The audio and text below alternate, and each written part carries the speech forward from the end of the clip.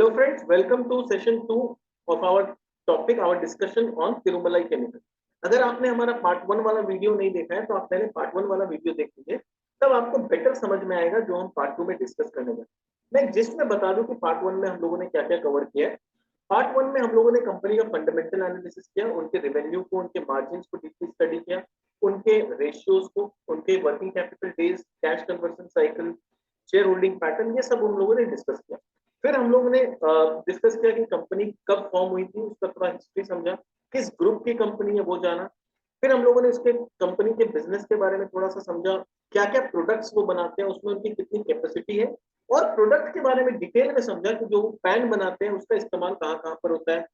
फिर maleic anhydride जो वो बनाते हैं उसका इस्तेमाल कहाँ होता है, ये सब कुछ हम लोगों ने डिटेल में कवर किया। इंडिया में कितना डिमांड है, इंडिया में कौन से दो प्लेयर है, इंडिया में किसका कितना मार्केट कैप्चर है, फॉरेन प्लेयर्स कौन है जो इंडिया में ऑपरेट करते हैं, सब कुछ हम लोगों ने पार्ट 1 में कवर किया। तो आप पार्ट 1 को देखना मत भूलिएगा, जरूर देखिए, उसके बाद पार्ट 2 आपको और बेटर समझ में आएगा। चलिए पार्ट 2 को स्टार्ट करते हैं, इसमें हम लोग क्या कवर करें। तो पहले देखते हैं पार्ट 2 में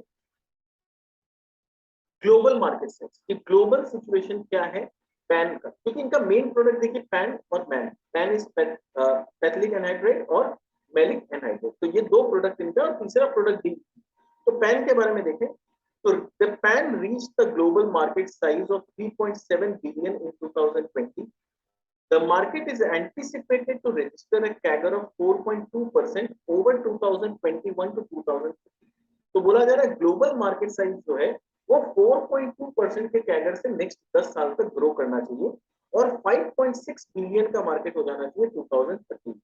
तो 4.2 देख के बहुत छोटा लग रहा होगा, but I would like to say कि 4.2% इन्होंने ग्लोबल ग्रोथ बताया।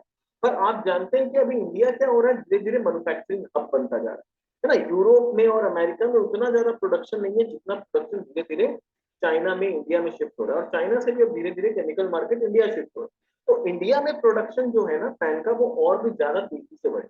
तो आप समझ लो कि अगर ग्लोबल लेवल पे 4.2% की कैगर से ग्रो करता है, तो इंडिया में कुछ भी नहीं तो 6, 6.5, 7% के कैगर से ग्रोथ आना चाहिए। Malic anhydride जो है is estimated to have a market size of 2.8 billion in 2021. Over next 5 years, it is projected to register CAGR of 4.2%. तो बोला जा रहा है कि Malic anhydride में भी 4.2% के CAGR से ग्रोथ होगा, तो ऑफ कोर्स इंडिया में थोड़ा बेटर होगा, और ये बढ़ के $3.4 बिलियन का हो सकता है बाय 2026। DEP ये लोग बोल रहे हैं कि 3.3% के CAGR से नेक्स्ट 7-8 साल तक ग्रो हो सकता है।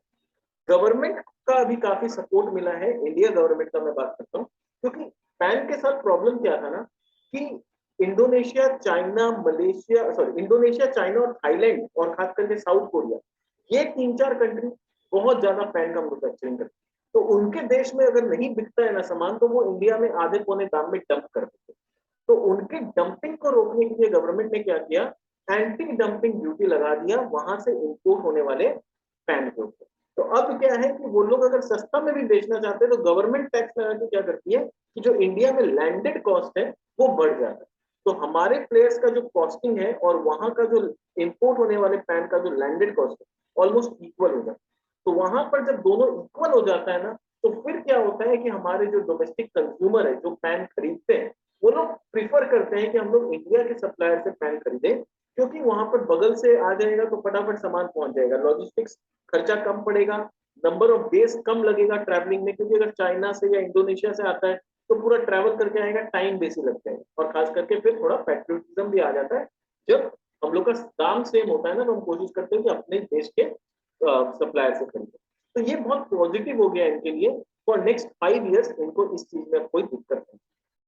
मैनेजमेंट टीम का इनका बात करें तो मिस्टर आर पार्थसारथी, जो कि कंपनी के चेयरमैन और मैनेजिंग डायरेक्टर है तिरुमलाई केमिकल के, has served as a vice president and president of Indian Chemical Council from 2007 to 2011। तो आप देख सकते हैं कि कितना हाई पेडिग्री का मैनेजमेंट है, जिन्होंने वाइस प्रेसिडेंट एंड प्रेसिडेंट के तौर पे इंडियन केमिकल काउंसिल में सर्व किया। He has managed manufacturing, technology development and marketing of the business. Mrs. Ramya Bharataram is a managing director and CFO of the company. She heads strategy and specialty chemical business.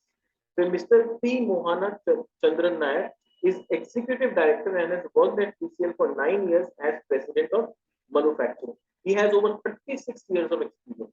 तो board जो है काफी experience team है and they have the knowledge of the industry they are working for, है ना, उनको पता है कि केमिकल इंडस्ट्री में कैसे काम किया जाए। रेवेन्यू मिक्स का बात करें तो इनका पैन से 80% ऑफ द रेवेन्यू पैन से आता है, 20% मैन से आता है।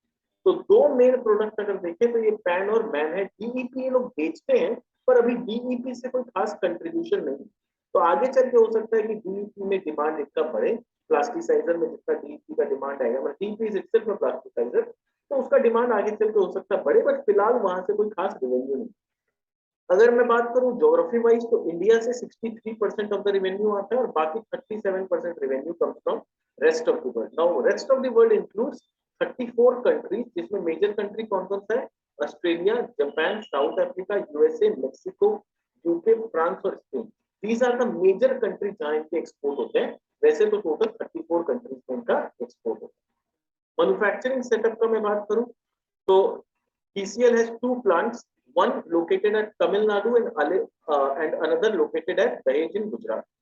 तो इंटरेस्टिंग चीज है कि गुजरात जो कि ऑलरेडी हम जानते हैं मैन्युफैक्चरिंग के लिए पॉपुलर है, वहां पर इनका प्लांट है। Gujarat is a port city, Gujarat है पोर्ट सिटी, तो पोर्ट का भी फायदा इनको मिल जाता है। The company has pan manufacturing capacity of 1,45,000 और अभी बढ़ा के ये लोग 180 या 182 करने जा रहे हैं। मैंने पार्ट 1 में इसको डिस्कस भी किया है। It also has man manufacturing facility in Malaysia under its step down subsidiary. तो इनकी एक सब्सिडरी कंपनी है मलेशिया में, उसके द्वारा ये लोग मैन का प्रोडक्शन करते हैं। The company has developed a low energy process which enables it to meet 90% of the power requirement through waste heat recovery. तो इनके पास ये टेक्नोलॉजी है जो कि बहुत जरूरी है। जब भी हम किसी केमिकल कंपनी का बात करें तो हमें ये चीज देखना बहुत जरूरी होता है कि पावर रिक्वायरमेंट क्या इनका इन हाउस है या बाजार से खरीदना पड़ता है, क्योंकि power plays a very important role in the total costing. तो यहाँ पर ये बोल रहे हैं कि इनका जो कैपेसिटी है मलेशिया में, उसमें इन लोगों ने ऐसा डेवलपमेंट किया है कि 90% ऑफ द पावर रिक्वायरमेंट ये लोग का इन हाउस है। तो जो वेस्ट हीट रिकवरी होता है उसी हीट के स्टीम से ये लोग पावर जनरेट कर लेते हैं, तो वहां पर इनका पैसा पावर कॉस्ट में बहुत बच जाता है। It has undertaken large capex to modernize the Ranipet जो तमिलनाडु में, उसको मॉडर्नाइज करने के लिए इन्होंने काफी खर्चा भी किया है and enhance the derivative capacity. Derivative मतलब यहाँ पर डीईपी का बात हो रहा है। DEP is a downward derivative product. तो डीईपी का जो कैपेसिटी है इसको बढ़ाने के लिए लोग बहुत मतलब यहाँ पर modernisation and they have set up green field PAN manufacturing and derivative manufacturing project at Dahej. और दहेज में जो दूसरा प्लांट है वो इनके लिए पूरा ग्रीन फील्ड का। ग्रीन फील्ड क्या होता है, जब आप पूरी तरह से नया जमीन खरीद के एक नया जगह प्लांट लगाते हैं उसको बोलते हैं ग्रीन फील्ड एक्सपेंशन। ठीक है, तो इन्होंने ग्रीन फील्ड एक्सपेंशन गुजरात में किया। वहां पर ये लोग क्या बनाते हैं, पैन भी बनाते हैं और डीईपी यानी डेरिवेटिव भी बनाते हैं। यूएसए में इनका एक प्रोजेक्ट आ रहा है। The company is building 40,000 tons per annum maleic anhydride and food ingredient plant based on butane gas feedstock. तो यूएसए में एक प्लांट ये लोग 40,000 टन का लेके आ रहे हैं। कहां पर, क्या बनाने के लिए, मैलिक एनहाइड्राइड बनाने के लिए। तो वो प्लांट का खासियत ये है कि वो प्लांट जो है वो किससे चलेगा, ब्यूटेन गैस से चलेगा। और वो जगह जो है यूएसए में है। तो यूएसए में जो प्लांट है it is very close to the facility जहां से ये लोग ब्यूटेन को बहुत सस्ता रेट में अक्वायर कर सके। ठीक है, TCL स्पेशलिटी LLC इनकी जो सब्सिडरी कंपनी है उसके थ्रू ये प्लांट चलेगा।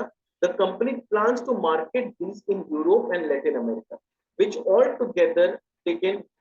all taken together are the largest regional markets in the world। यानी ये लोग का स्ट्रेटजी क्या है आप समझिए। यूएस में ये लोग प्लांट लगा रहे हैं मैथिलिक एनहाइड्राइड का और ब्यूटेन गैस फीड स्टॉक के तौर पे काम करेगा और ब्यूटेन गैस इनको बहुत सस्ता में यूएस में मिल जाएगा। और उसके थ्रू जो मैन जो प्रोडक्ट बनेगा वो इस प्रोडक्ट को कहां पर केटर करना चाहते हैं, लैटिन अमेरिका और यूरोप के मार्केट को कैप्चर करना चाहते हैं यूएसए वाले प्लांट को। तो ये लोग क्या कर रहे हैं, देखिए इनका मलेशिया में प्लांट है, आप समझिए लॉजिक समझिए, स्ट्रैटेजी समझिए। इंडिया में प्लांट है, मलेशिया में प्लांट है और यूएस में प्लांट। तो इंडिया में जो प्लांट है उससे ये लोग मिडिल ईस्ट कंट्री को केटर करेंगे। ठीक है, ऑस्ट्रेलिया और ये 34 कंट्री मैंने बताया। और उसके बाद अभी यूएस में ये लोग जो प्लांट लगा रहे हैं उससे यूरोप मार्केट में, यूरोपियन मार्केट और नॉर्थ अमेरिका मार्केट में, सॉरी लैटिन अमेरिकन मार्केट में अपने प्रेजेंस को बढ़ाएंगे। और मलेशिया में ऑलरेडी इनके पास प्लांट है, तो वो साउथ ईस्ट चाइना के उस पार मलेशिया, वियतनाम, इंडोनेशिया, ये सब जो देश है उसमें प्रेजेंस ये लोग मलेशिया वाले फैक्ट्री के थ्रू बढ़ा रहे हैं। तो कहीं ना कहीं इनका स्ट्रैटेजी बहुत क्लियर है कि दुनिया के 3-4 कोने में अपने प्लांट को लगाना है, ताकि उस प्लांट से नियर बाई एरिया को हम सप्लाई कर पाए, तो लॉजिस्टिक्स कॉस्ट बहुत कम पड़ेगा। स्टेप डाउन सब्सिडरी जो यूएसए में, उसके बारे में अगर थोड़ा सा और डिटेल में बात करें, the new subsidiary having investigated this project thoroughly and with support advice has decided to go ahead with project to build 40,000 tons per annum maleic anhydride capacity. The project is located very advantageously in the large shale gas basin and close to the North American market and logistics. तो आप देखिए कि ये जो project है कितना strategically अच्छे जगह लोकेट किया हुआ है, कि इनका जो प्लांट है वो शेल गैस बेसिन के आसपास लोकेटेड है, तो इनको जो ब्यूटेन गैस लेना है बहुत सस्ता में मिल जाएगा, and it is close to North American market और लॉजिस्टिक हब के आसपास है। तो नॉर्थ अमेरिकन मार्केट में प्रोडक्ट बेचना बहुत आसान हो जाएगा और लॉजिस्टिक्स का भी इनको खर्चा कम पड़ेगा, क्योंकि वहां आसपास लॉजिस्टिक्स फैसिलिटी बहुत ज्यादा इनको मिलेगी। The company plans to market this product in Europe and Latin America. तो ये इनका आगे चल के पूरा स्ट्रैटेजी है, विच इज वेरी गुड। अब इन्होंने FY22 का जो एजीएम हुआ था उसमें बताया था कि उनका 3 स्टेप में ये लोग कंपनी को ग्रो कर रहे हैं। तो बोल रहे हैं कि जो लास्ट 8 से 10 साल बीता है, 2008 से 2012, that you will remember the difficulties we had faced as a company in India and our subsidiary in Malaysia. तो मलेशिया की जो सब्सिडरी कंपनी और इंडिया में जो कंपनी है, दोनों में काफी दिक्कत चल रहा है।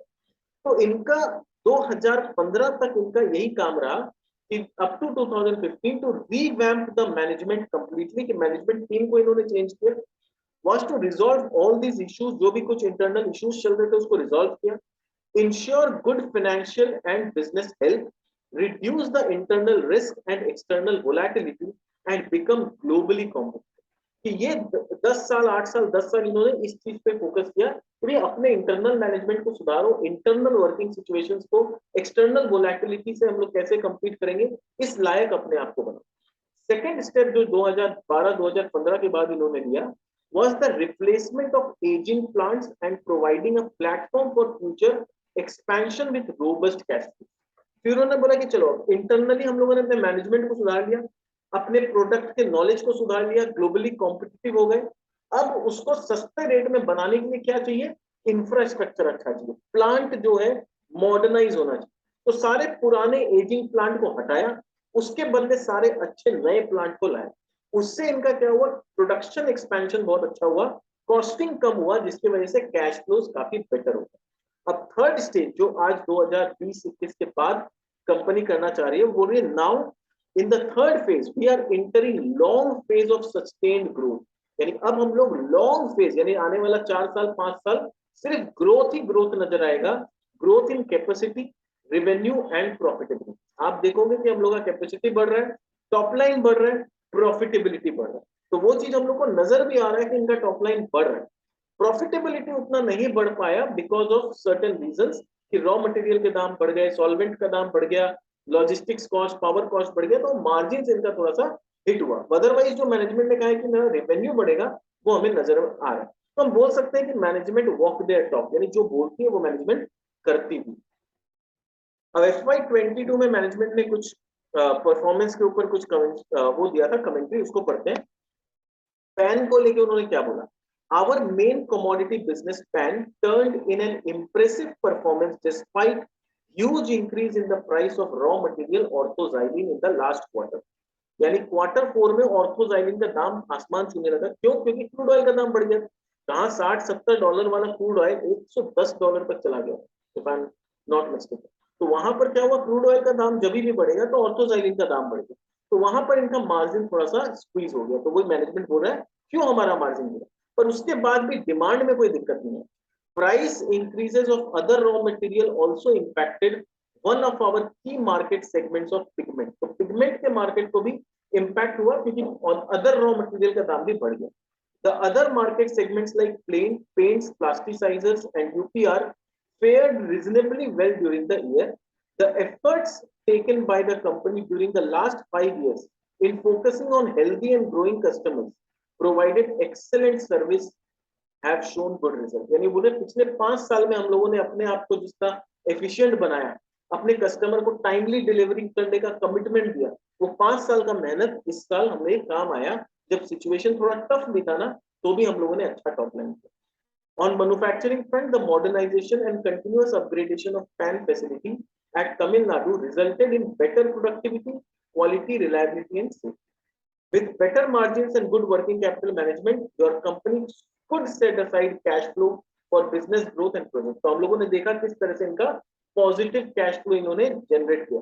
वो हमने पार्ट 1 में देखा था। अगर आपने पार्ट 1 नहीं देखा तो पार्ट 1 जरूर देखिएगा, आपको समझ में आ जाएगा।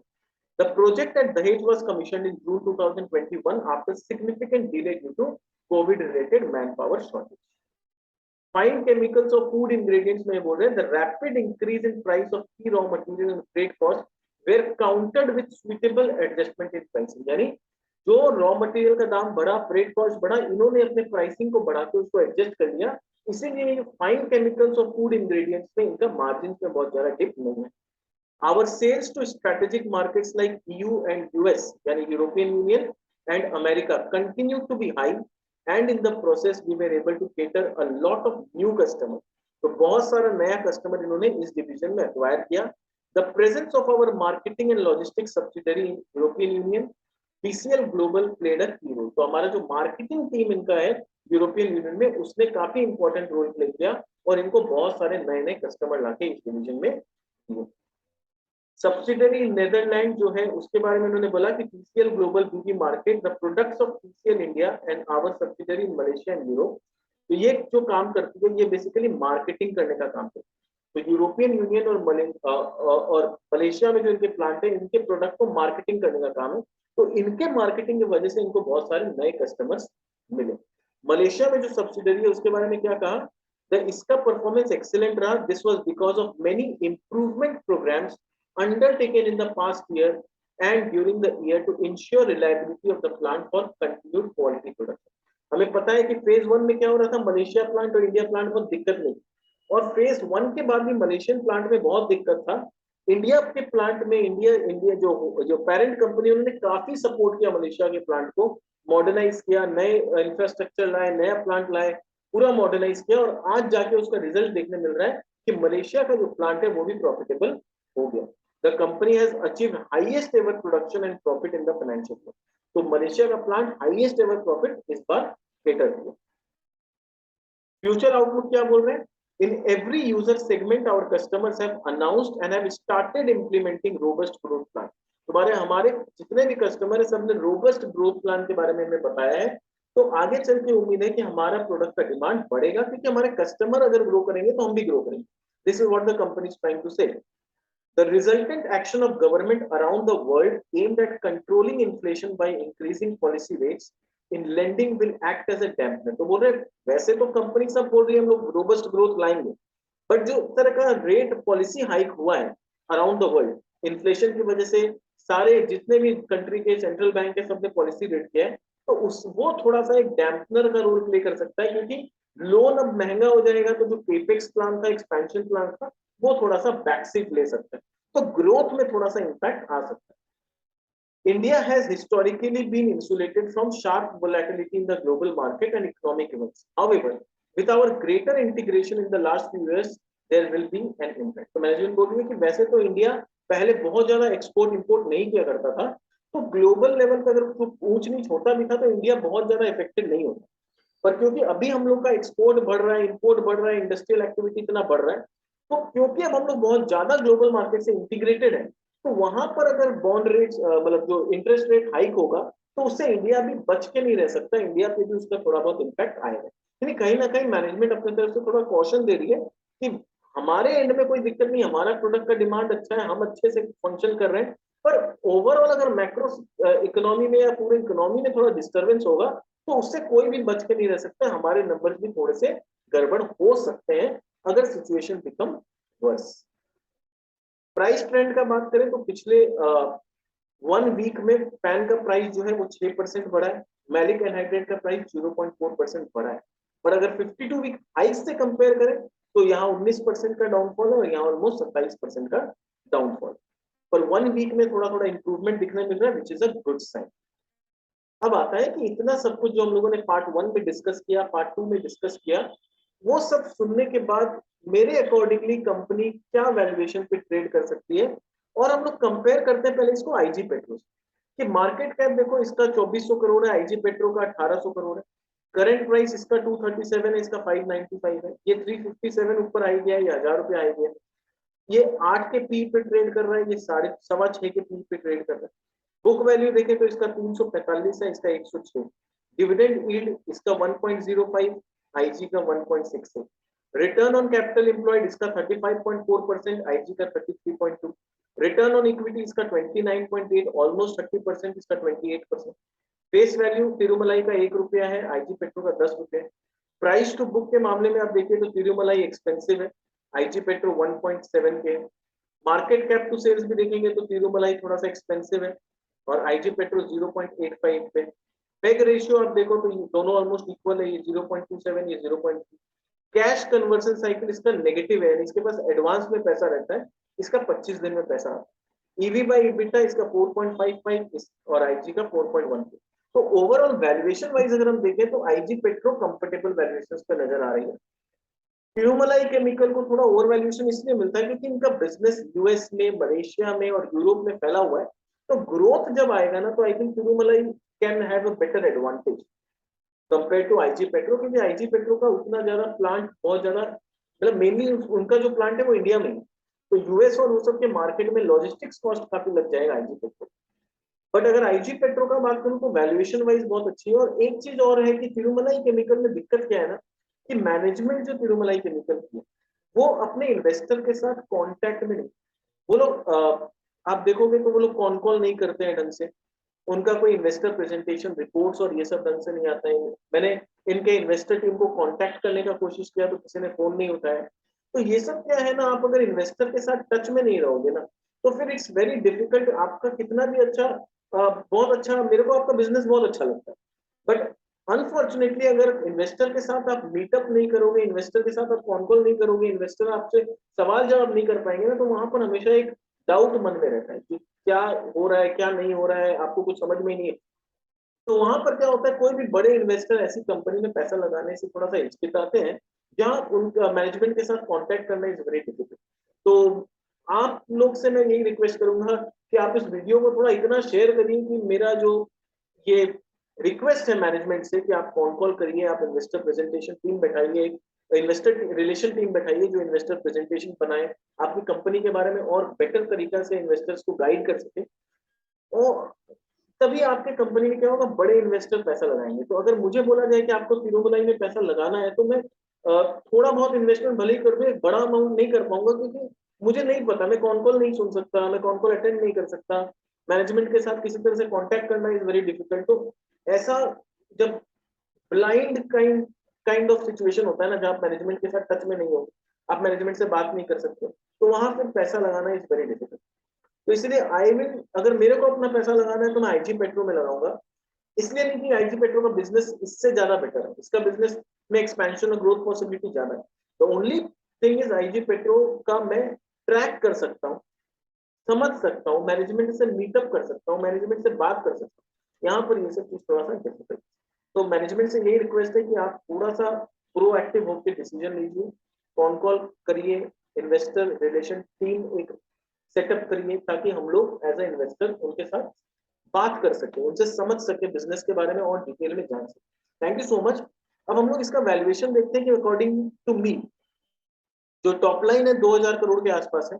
अगर फुल फेज में ये कंपनी चलती है, सब कुछ बहुत अच्छा होता है, तो 20% का टॉप लाइन ग्रोथ आ सकता है विद 18% EBITDA मार्जिन। इसका प्राइस ऊपर 258 तक हो सकता है और ऑलरेडी अभी 234 है, यानी बहुत ज्यादा अपसाइड इसमें नजर नहीं आता। नॉर्मल जो फेयर वैल्यू कंपनी का दिखता है कि 17% का अगर टॉप लाइन ग्रोथ आता है 16% ऑफ EBITDA मार्जिन, तो ये गिर के 195-200 रुपया तक नीचे जा सकता है। तो इसका फेयर वैल्यू जो मुझे दिखता है 190 के आसपास इसका फेयर वैल्यू दिखता है। तो एज पर मी अगर मुझे इस कंपनी में इंटर करना भी है तो मैं 190 के पहले इसमें इंटर करने का नहीं सोचूंगा। और अगर सिचुएशन टेंस हो जाता है, खराब हो जाता है, कंपनी में सिर्फ 15% का टॉप लाइन आता है और मार्जिन 14% होता है, तो नीचे ये गिर के 120-125 रुपए तक भी नीचे आने का पॉसिबिलिटी है, सब कुछ बहुत ज्यादा खराब हो जाए। रियर फेज यानी एवरीथिंग इज गॉन टॉक्सिकल, यानी जो एक्सपेक्टेशन था सब कुछ खराब हो गया, तो वहां पर ये गिर के 125 130 तक नीचे आ सकता है। तो this was all from my side. इसको मेरी तरफ से किसी भी तरह का रिकमेंडेशन मत समझिएगा, it is only for educational purpose, कि मैं ये जो वैल्यूएशन निकाल के आपको दिखाता हूँ ये सिर्फ एजुकेशनल पर्पस के लिए, कि कंपनी को स्टडी करने के बाद आप अलग अलग सिचुएशन में किस तरह से कंपनी को देखते हैं कि उसका क्या वैल्यू हो सकता है, फेयर वैल्यू क्या हो सकता है, कहाँ इंटर करना सही रहेगा और कहाँ पर एग्जिट करना भी सही रहेगा। ठीक है, तो मेरा ऑब्जेक्टिव सिर्फ आपको एजुकेट करने का है, किसी भी तरह का कोई रिकमेंडेशन नहीं है। अगर आपको ये वीडियो पसंद आया है तो इसे लाइक जरूर कर दीजिए, बहुत मेहनत लगता है, आप देख सकते हैं, देखिए पसीना चूर, तो बहुत मेहनत लगता है इस तरह के वीडियोस बनाने में। तो आप लाइक करते हैं तो और मोटिवेशन मिलता है, मन करता है और भी मेहनत करने का, एक रिस्पॉन्सिबिलिटी भी आता है कि और अच्छा से इन डेप्थ एनालिसिस करें, ताकि कोई भी इंफॉर्मेशन आपसे मिस ना हो जाए। वीडियोस थोड़े लंबे होते हैं तो मैंने पार्ट 1 पार्ट 2 में डिवाइड कर दिया ताकि आपको देखने में इजी रहे। उसके बाद भी आधा घंटा का वीडियो बन ही जाता है, तो उम्मीद करता हूँ आपको कुछ सीखने मिलता है उससे। अगर आपको सीखने मिलता है और आप चाहते हैं कि आपके दोस्त को भी इस तरह का नॉलेजेबल कंटेंट मिले तो आप उनके साथ भी शेयर करें। आप नए आए हैं हमारे चैनल में तो इसे सब्सक्राइब जरूर कर दीजिए, बेल बटन दबा दीजिए ताकि आपको आने वाले वीडियोस के भी नोटिफिकेशन मिल जाए। थैंक यू सो मच, मिलते हैं हमारे नेक्स्ट वीडियो में किसी नई कंपनी के साथ, तब तक के लिए बाय बाय।